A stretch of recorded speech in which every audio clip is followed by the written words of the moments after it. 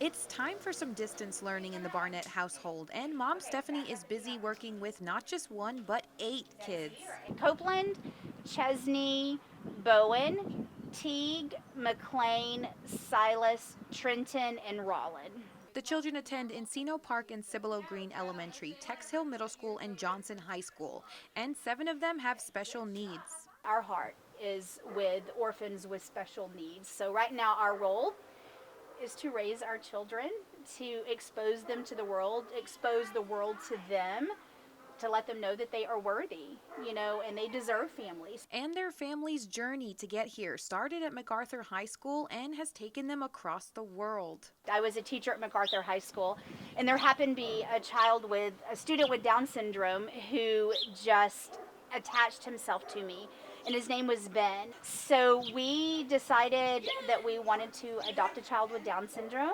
So they adopted a son from U.S. foster care. Then, after hearing of unsettling conditions for children with Down syndrome in a Ukrainian orphanage, they decided to adopt again. In 2011, my husband David and I traveled to Ukraine, and we adopted 3 children. But they weren't done yet, adopting again in 2013 and 2015. We just felt the Lord telling us, 2 more, you can do it.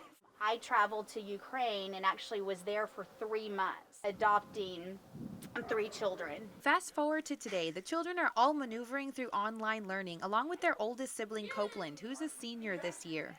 They're faring pretty well in the quarantine, but by nature, kiddos with Down syndrome are extremely social. And so being separated from their friends, from their normal life, has been pretty stressful.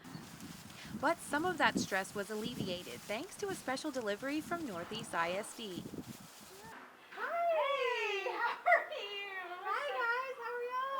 Today we were able to do a home delivery of meals for the 8 children in the Barnett family. After hearing about the family's unique circumstances, Executive Director of School Nutrition Sharon Glosson stepped in to hand deliver the meals. With this very specific circumstance, we decided, how can we help this family? Well, we brought you lunch for today. Okay, yay, they're excited. Some of the factors that went into our decision to make an exception and do a home delivery for this family was that they lived more than 8 miles from the closest meal site. But we also knew that this family had special circumstances with not only the number of children that they had at home, but also the health conditions of their children. And it has been a godsend. Stephanie said her children were overjoyed to receive the meals and feel a sense of connection back to their schools. She saw her little chocolate milk and she immediately recognized that as a school lunch.